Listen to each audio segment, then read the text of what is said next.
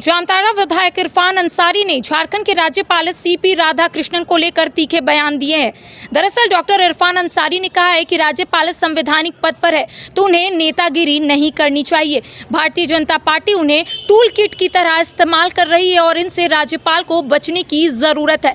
इस बयान को लेकर झारखंड की सियासी सरगर्मी भी तेज हो गई है। पहले आपको सुनाते हैं कि भारतीय जनता पार्टी ने इरफान अंसारी के बयान को लेकर क्या कुछ कहा है। देखिए, कांग्रेस पार्टी अपने चाल चरित्र को अपने व्यवहार से प्रकट कर रही है, क्योंकि कांग्रेस पार्टी ने ऐसे ही बराबर राज्यपाल को डिक्टेट किया है और राज्यपाल के माध्यम से वो चाहे धारा 356 के माध्यम से राष्ट्रपति शासन लगाना हो और शासन करने की बात हो, ये सारे काम कांग्रेस ने अपने ज़माने में किए हैं और ये उनकी आदत में है। भारतीय जनता पार्टी ऐसा नहीं करती है। हाँ, महामहिम राज्यपाल का अपना अधिकार है और वो उस ड्यूटी को कर रहे हैं अगर जनहित में, तो उनके लिए किसी को दिक्कत नहीं होना चाहिए।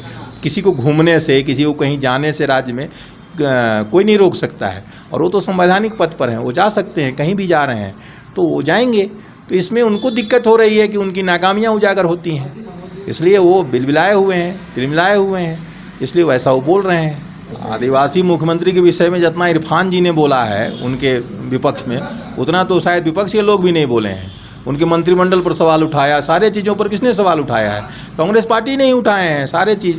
तो आदिवासी मुख्यमंत्री, और जहाँ तक आदिवासी मुख्यमंत्री की बात है तो भारतीय जनता पार्टी तो यही देख रही है कि हमेशा सबसे ज़्यादा आदिवासियों पर अत्याचार, आदिवासी बहन बेटियों के साथ बलात्कार, ये सारी चीज़ तो इसी सरकार के कार्यकाल में हो रहे हैं। तो आदिवासी मुख्यमंत्री के नाते उनको सबसे पहला ध्यान इसी पर देना चाहिए था, लेकिन वो तो हो नहीं रहा है। तो इस वक्त आप सुन रहे थे भारतीय जनता पार्टी के मीडिया प्रभारी शिवपूजन पाठक को, जिनका स्पष्ट रूप से कहना है कि जब कांग्रेस का कार्यकाल झारखंड में हुआ करता था तब राज्यपाल को डिक्टेट कर यहां पर राष्ट्रपति शासन लगाने का कांग्रेस ने काम किया था। तो कांग्रेस इस मुद्दे पर कुछ ना बोले तो अच्छा है। वहीं आदिवासी मुख्यमंत्री को लेकर भारतीय जनता पार्टी ने कहा है कि अगर राज्य में आदिवासी मुख्यमंत्री है तो आखिर आदिवासी महिलाओं के साथ साथ आदिवासी लोगों पर जो अत्याचार हो रहा है उसमें अंकुश लगाने की यहाँ पर जरूरत थी। लेकिन इरफान अंसारी पर जमकर निशाना साधा है भारतीय जनता पार्टी ने। उनका कहना है कि जब इरफान अंसारी ऑपोजिशन में थे तब आदिवासी मुख्यमंत्री को लेकर उन्होंने कई बार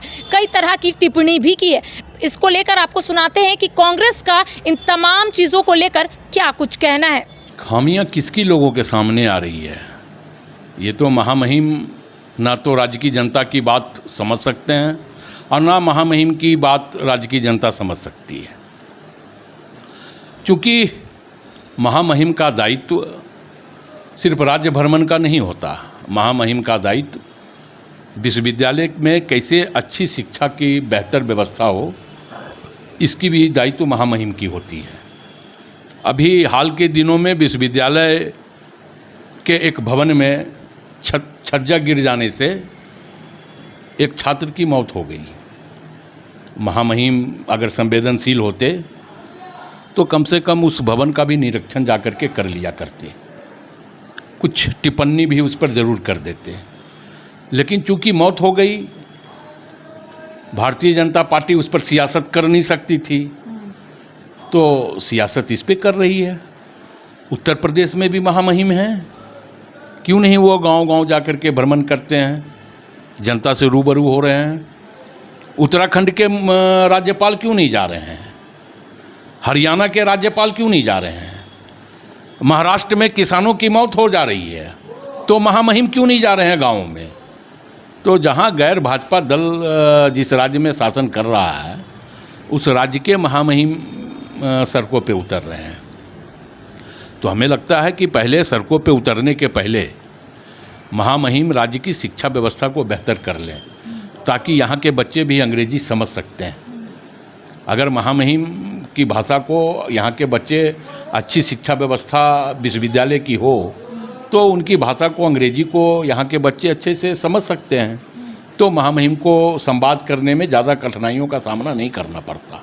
इरफान अंसारी ने जो बात कही कि यहाँ पर आदिवासी मुख्यमंत्री को बदनाम किया जा रहा है, भारतीय जनता पार्टी का कहना है कि आदिवासी मुख्यमंत्री को इन लोगों ने बदनाम किया है।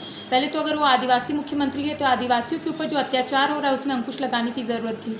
जो महिलाओं के साथ अत्याचार हो रहा है उसमें अंकुश लगाने की ज़रूरत थी। महिलाओं के साथ अत्याचार की बात भारतीय जनता पार्टी के मुँह से शोभा देती है क्या? आज भाजपा के सांसद और विधायक के अत्याचार के कारण देश की बेटियां धरने पर बैठी हुई है। हाथरस की घटना, कठुआ की घटना भाजपा के लोगों को याद नहीं है कि कैसे वो इस देश की बेटियों के साथ अत्याचार किया है। तो हमें लगता है कि पहले अपने गिरेबान में झांक के देख ले भारतीय जनता पार्टी के लोग। और ये सही है कि इस राज्य में भारतीय जनता पार्टी की सत्ता हटने के बाद से ही लगातार सरकार के विकासशील चेहरे को भारतीय जनता पार्टी तरह तरह के हथकंडे अपना करके बदनाम करने का प्रयास कर रही है। इसमें गलत क्या है? क्योंकि ये भाजपा है तो ये तो पूरी की पूरी अनपढ़ों की जमात है। व्हाट्सएप यूनिवर्सिटी के पढ़े हुए लोग हैं ये लोग। तो जब व्हाट्सएप यूनिवर्सिटी के पढ़े हुए लोग कुछ भी बोलें तो उस पर प्रतिक्रिया नहीं दी जा सकती है, क्योंकि उनका ज्ञान ही अधूरा है। तो इस वक्त आप सुन रहे थे कांग्रेस के महासचिव राकेश सिन्हा को, जिनका स्पष्ट रूप से कहना है कि राज्यपाल का दायित्व ना सिर्फ शहर भ्रमण का होता है बल्कि विश्वविद्यालय में किस तरीके से अच्छी शिक्षा मिले इसका दायित्व राज्यपाल के पास ही होता है। लेकिन भारतीय जनता पार्टी ने जिस तरीके से आरोप लगाया है उसको लेकर भी महासचिव राकेश सिन्हा ने कहा है कि बीजेपी ना ही कुछ बोले तो ही अच्छा है। जब बीजेपी का कार्यकाल राज्य में हुआ करता था तब बीजेपी ने क्या कार्य किए हैं ये किसी से छुपा हुआ नहीं है। तो बीजेपी पहले अपने गिरेबान में झांक के देख ले कि आखिर उन्होंने क्या कार्य राज्यवासियों के लिए किया था। फिलहाल मुझे दे इजाजत। सहयोगी विकास के साथ करिश्मा सिन्हा, न्यूज़ 22 रांची।